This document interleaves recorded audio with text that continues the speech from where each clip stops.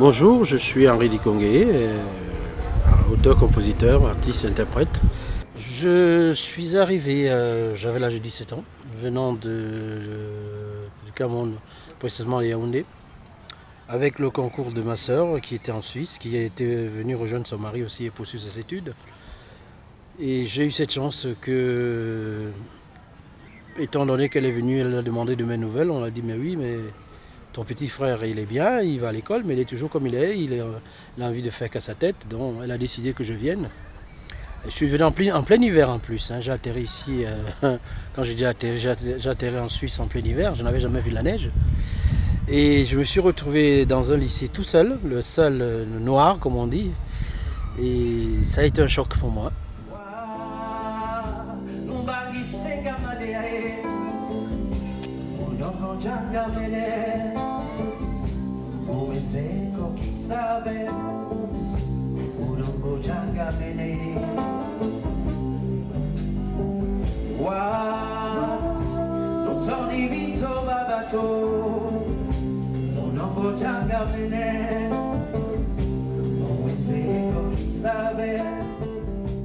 On a quitté la Suisse, la Chaux-de-Fonds, parce que bon, ma soeur ne s'y plaisait pas et au niveau du climat et du coin où on vivait, ça est bon. Il a fallu qu'on trouve un coin, et comme on était limitrophe Besançon et la Chaux-de-Fonds c'est pas loin, et, on s'est retrouvé à Besançon, la fac de Besançon, puisque ma soeur faisait la fac à Besançon et donc elle a décidé que nous venions tous à Besançon. Et on s'est retrouvé à Planoise. Et à Planoise, où j'ai fait la connaissance dès mon arrivée d'un groupe, une association, pas seulement musicale, mais une association dans l'ensemble des étudiants de toutes les nationalités.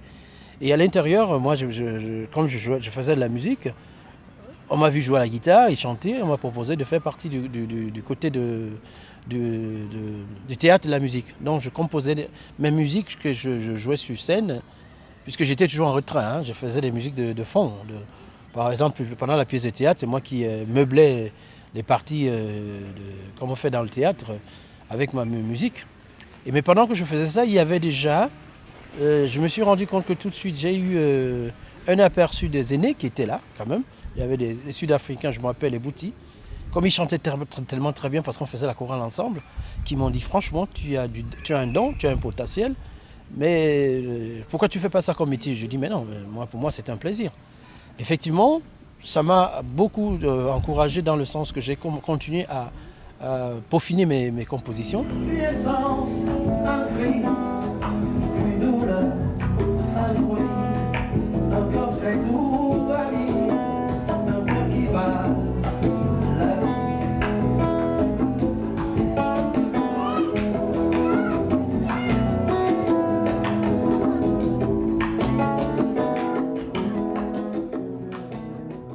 Avec le concours de masques et tam-tam, j'avais déjà presque une maquette, hein, comme on peut dire, j'avais des chansons en guitare-chant.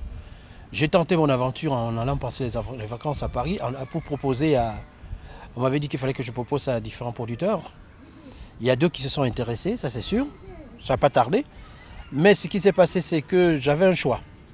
Le choix, il fallait le faire avec l'accord de ma sœur, mais je savais que si je parlais de la musique à ma sœur maintenant, c'était niet, parce que c'est les études qui primaient. Donc j'ai attendu qu'elle parte, parce qu'elle est rentrée définitivement, Et moi j'ai pris une décision de tenter le concours de l'école normale de musique à Paris, que j'ai réussi. Et il fallait faire un choix entre Paris, Besançon, et en même temps le droit et la musique. Donc ça a duré au moins à peu près 2 ans. Et après j'ai pris une décision définitive de m'installer à Paris. Et c'est de là que j'ai mis tout le paquet sur la musique. Entre les enregistrements que j'avais fait, que je devais refaire ici à Besançon. Et en gros, ma carrière a débuté, je pourrais dire le début de mon côté musicien, ça a commencé à Paris. Parce que je me suis confronté tout de suite aux réalités de ce que ça allait devenir. Parce qu'ayant fait un premier essai à Paris, avec une maquette que j'ai ramenée, à l'époque j'avais déjà ma femme qui était ma copine, qui était mon amie, que j'ai présenté le projet, puisqu'elle-même aussi elle a fait de la musique. Elle me dit non, ça si c'est ça que Dieu fait comme musique, ça ne sert à rien. Donc, ce qui fait que j'étais amené à refaire tout à zéro, et à revenir au travail tout à Besançon, comment on peut dire, tout retravailler. Et donc l'album a été retravaillé, le premier album a été tout retravaillé à Besançon, et on a à l'époque specté à Paris. Donc moi je vivais déjà à Paris, donc moi je faisais le tampon entre Paris et mon ami et producteur de l'époque, Wendy, c'est lui qui s'occupait de tout ce qui était musicalement à Besançon. Donc c'est comme ça qu'on est parti. Balayez, balayez, balayez, laissez marrer très souhait, vous parlez beau, vous parlez léger, comme si le monde allait changer. C'est la vie, la vie, la vie, oh, la vie, elle est bien la vie. En 95, fin 95, et c'était ma première partie 95 au Bataclan, avec César Evora. Et là, ça s'était enchaîné une tournée déjà française qui m'a permis, dès mon premier jet de spectacle, de me retrouver au festival d'Angoulême, au festival de Saint-Denis, dont j'ai eu là en gros, au bout de 4 mois, tous les gros festivals, comment on peut appeler, les gros festivals d'été. Donc c'était la découverte de l'année pour différents médias. En même temps, la couverture de l'IB, je l'ai eu au moins une vingtaine de fois, sans compter Télérama, dont j'étais le nouveau chouchou, en dehors de le Kwakanza qui était déjà passé avant. Donc j'ai tourné à cette époque en France à peu près 5 ou 6 mois, avec la première partie de César Evora.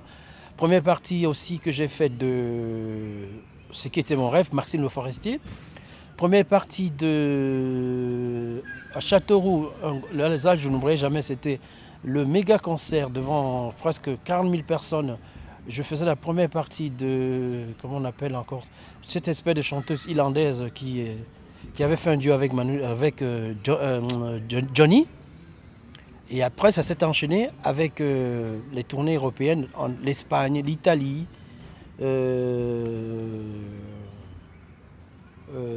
la Corse, l'Allemagne, la Suisse. Qu'est-ce que j'ai oublié? Le Portugal, j'ai déjà cité. Et après, tout de suite, il s'est avéré que, bon, à la fin de tournée européenne, j'ai eu cette espèce d'invitation pour aller aux États-Unis, où la carrière a basculé du côté, en quittant l'Europe, me retrouver directement aux États-Unis.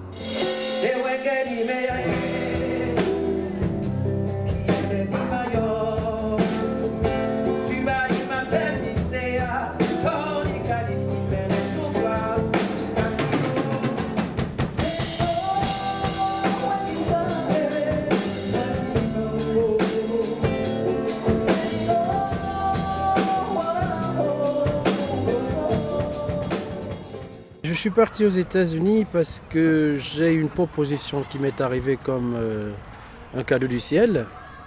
Pendant que j'étais à Paris, ma maison de production m'a téléphoné pour me dire qu'il y avait une personne qui était intéressée par ma venue aux États-Unis, ne serait-ce que déjà pour venir, hein, et qu'il fallait que je vienne avec ma guitare pour essayer de faire certains showcases. Parce que la personne était vraiment, comment on peut dire, elle a été marquée par ma musique et elle voulait savoir jusqu'à quel point ce que ça pouvait représenter sur scène. Bon, étant donné que à l'époque, on était déjà à 3 sur scène, hein, donc pour pouvoir faire le voyage, la personne a demandé que je sois à la production américaine, ce qui s'appelait à l'époque Tinder Records, a fait une demande auprès de la maison de production qui voulait juste me voir à moi et ma guitare.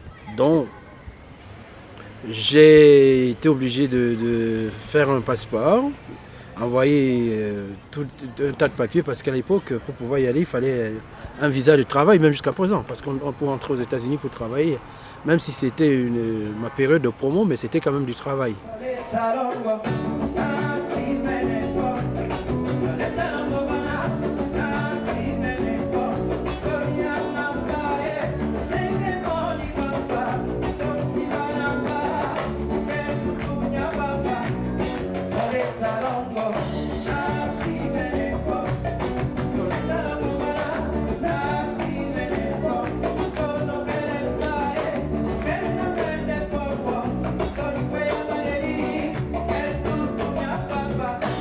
Étant donné que bon, les gens pensent toujours que je vis ailleurs, mais c'est vrai, j'ai vécu longtemps à l'extérieur.